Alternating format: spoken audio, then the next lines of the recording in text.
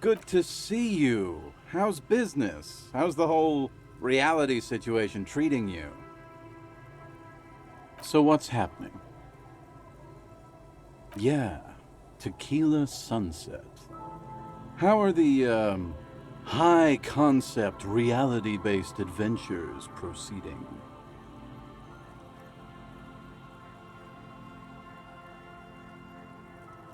He says it like it's obviously your name. Like you called someone Billy Brunel or leader of the 4th Street gang. Good. These people know your true name. Looks like it has preceded you, Mr. Sunset. More on that later. I like this guy! You should too! He respects you by calling you your true name!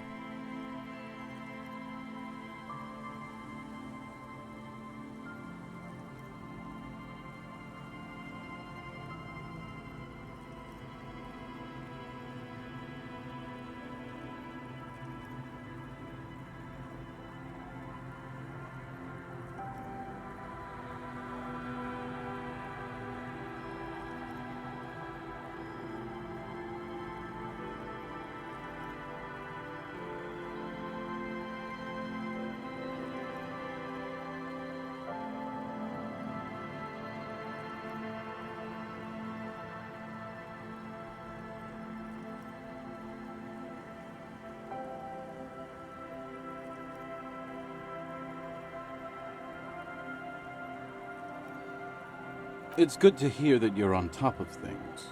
Talking about used to, did you know that I used to be a real mover and shaker?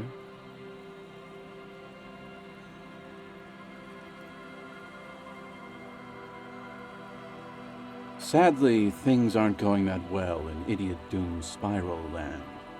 Haven't found those keys yet, haven't won that great piece of ass back. No word from my business buddies.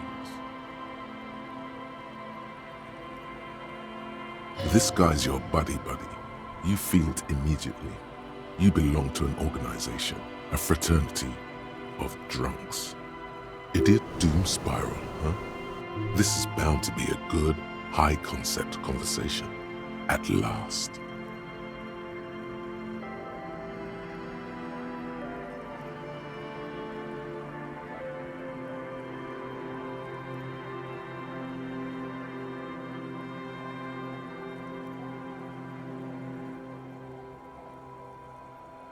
It's you.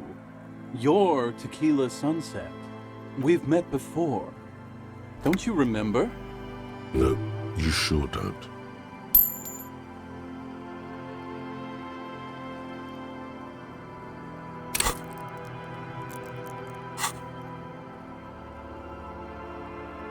Aha. Do you want to know how Tequila Sunset came to be? Tequila Sunset. Something ominous there.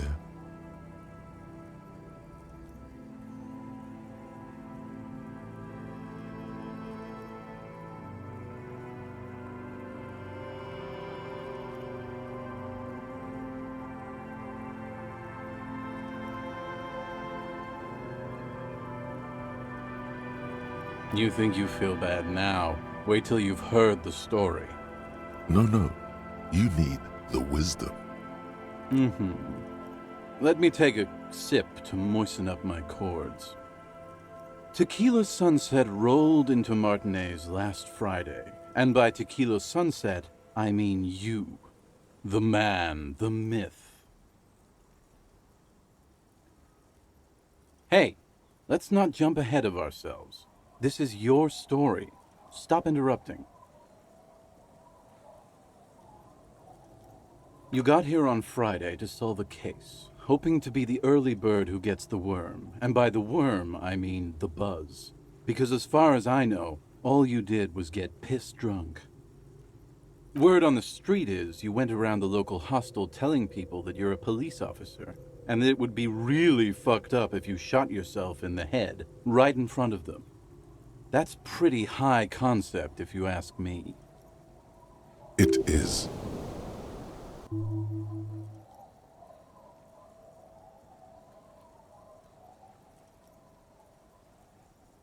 lieutenant's brow is furrowed. He's listening as casually as he can. It was a late Saturday night when we, the Union of Moribund Alcoholics, were getting our drink on. Nothing remarkable about this. We get our drink on 24/7. Makes everything warm and glowy. I trust you know the feeling. Oh, yes, you do, Bratushka! The only thing better than that is pushing the pedal to the metal after you kiss the tie. And off we go!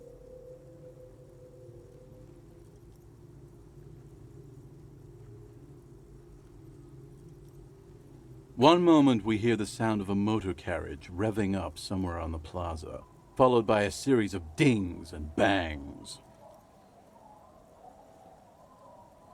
Do you remember the sound of wood cracking? The billboard.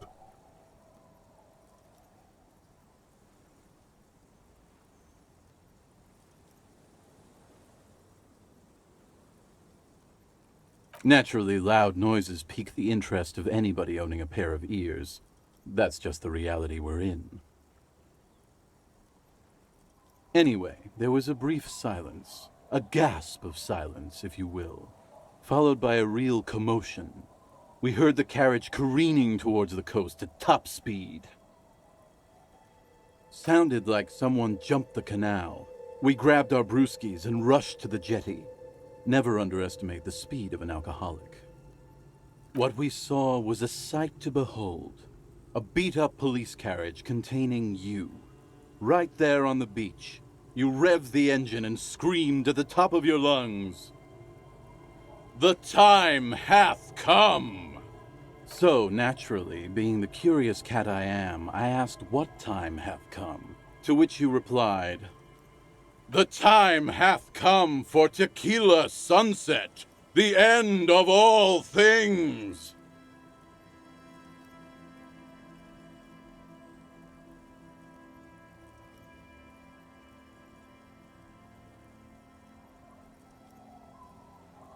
After which, your reality contracted. You jammed the pedal, plowed right off the jetty, and through the ice. We ran towards the ice, whilst you crawled your way out, miraculously unhurt, covered in seaweed and shit, like some kind of sea monster. When we finally got there, you were sitting on the beach crying. You said that your badge and uniform were in the car. It was too late to get in there, though. The carriage had sunk too deep. Recognizing a brother in need, we offered our condolences and invited you to party with us, which you naturally agreed to.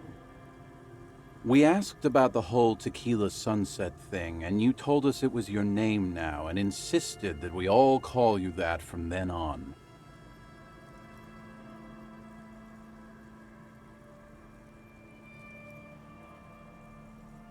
Yeah, I agree. Hours. It was an all-night drink-a-thon. Then, at some point, I think it was Sunday morning, you got belligerent and wanted to talk about Revacholian women.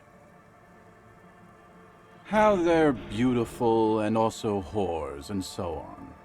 How one of them fucked you real bad. After a short while, you crossed the event horizon, looked sullen, got up, and left without saying anything. Wow, that's quite a story. Yeah, I bet Tequila's a fucking legend around the precinct. You must be proud to work with him. If you only knew.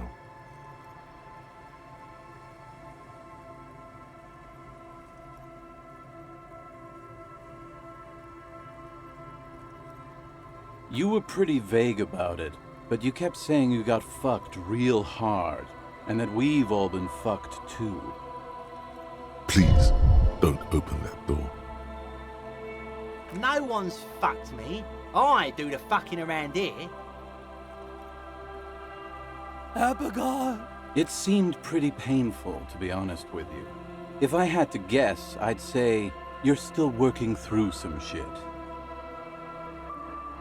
Beside your gun and your badge, you said something about your hope or heart or something. To be honest, The details are a little hazy. In retrospect, I guess you lost your motor carriage too? That's a big one.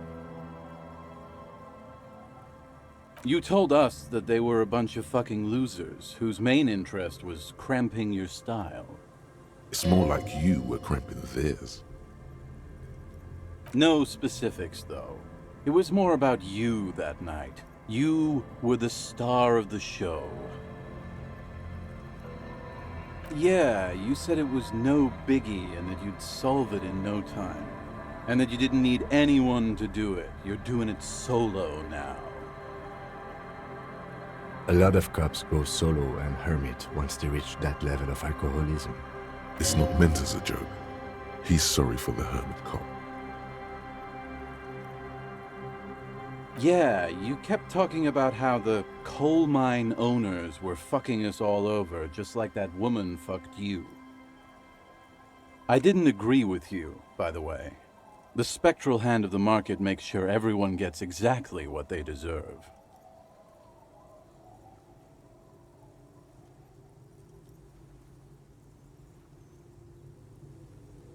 You kept calling yourself a goddamn superstar who'd cleared 501 cases. As you've already determined, the actual number is just over 200. But what's a little embellishment between friends? No thanks to the squares at the precinct, as you put it. It's a hard thing for a man to confront his past. That's why I avoid mine at all costs.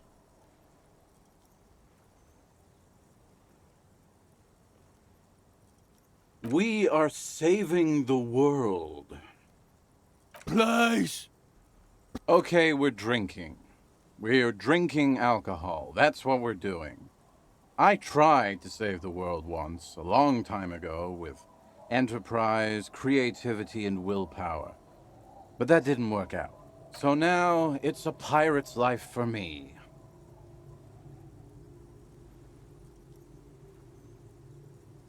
Whoop-de-doo. So now I'm a fucking storyteller. Right. Why not? Better than a beach bum.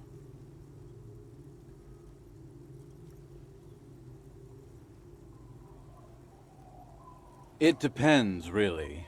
Are you willing to help me out? You might get scammed here.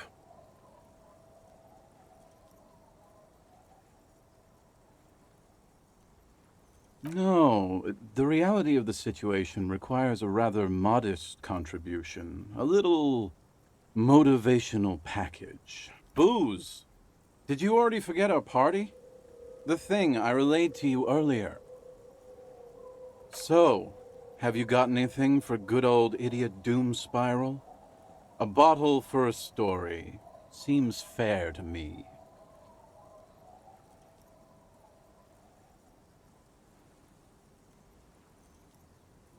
Not much, but it will do. Hey, Spiral Boy, you gonna share that? Shut up, guys. I'm telling a story here. Something happened to you. Something happened to me, too. My actual name is George. But around here, you already know. I was once a reasonably high net worth individual. A founder/junior partner at a high-concept creative services agency.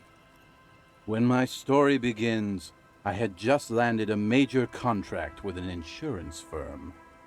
I used the profits from my agency to finance what I called a cultural incubator. Abstract value generation, value per person, high-concept stuff. I developed the paradigm, worked within the paradigm, but the burden of leadership weighed heavily on me. So I went jogging every so often to keep myself sane. 22 full-time employees, an all-star team, a potentially historical set of individuals. Worrying about them often kept me up well into the morning hours. It did.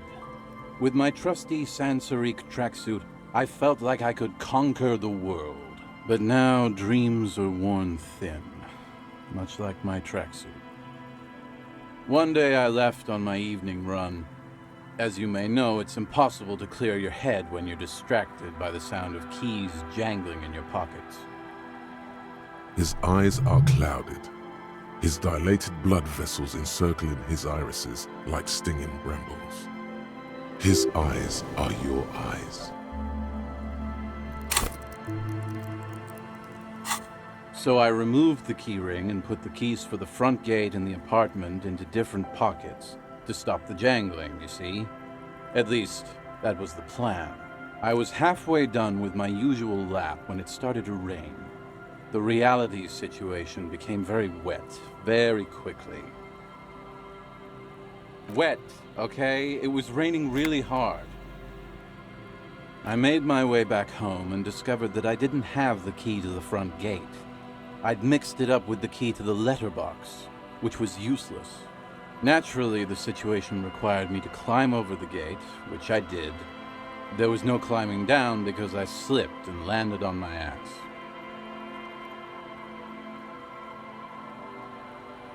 No, you don't. Whatever. The point is, reality was looking rather grim just then. Me lying on my ass in a mud pit in the middle of a heavy shower. But when life knocked me down, I always got up. So I made my way across the yard. Standing in front of my apartment door, fumbling with my pockets, I realized that I'd also forgotten my apartment key. I wish I were, Tequila. I wish I were. Instead of my apartment key, I'd taken the key to the office. I rang my neighbors' buzzers. It was late, and most of them didn't even answer. Those who did assumed I was trying to sell them something and hung up before I could even explain the situation.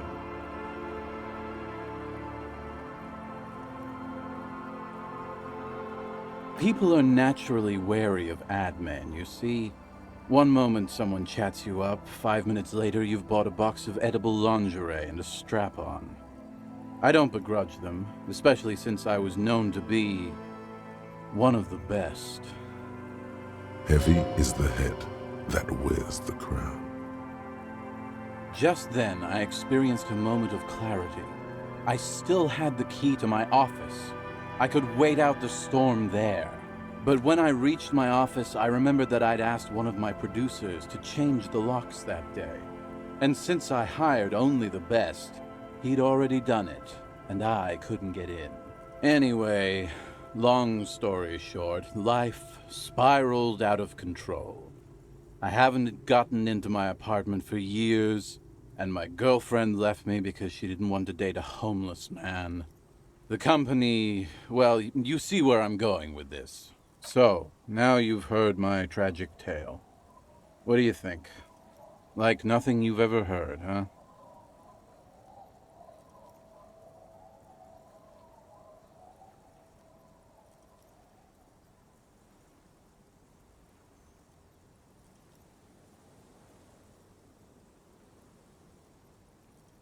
The hobo lifestyle definitely has some perks. Not having to pay rent, first and foremost. Not being responsible for 20 other people is nice too. But that charm wears off pretty quickly. Before you know it, you're wearing a shit-stained tracksuit and spending your days picking tear.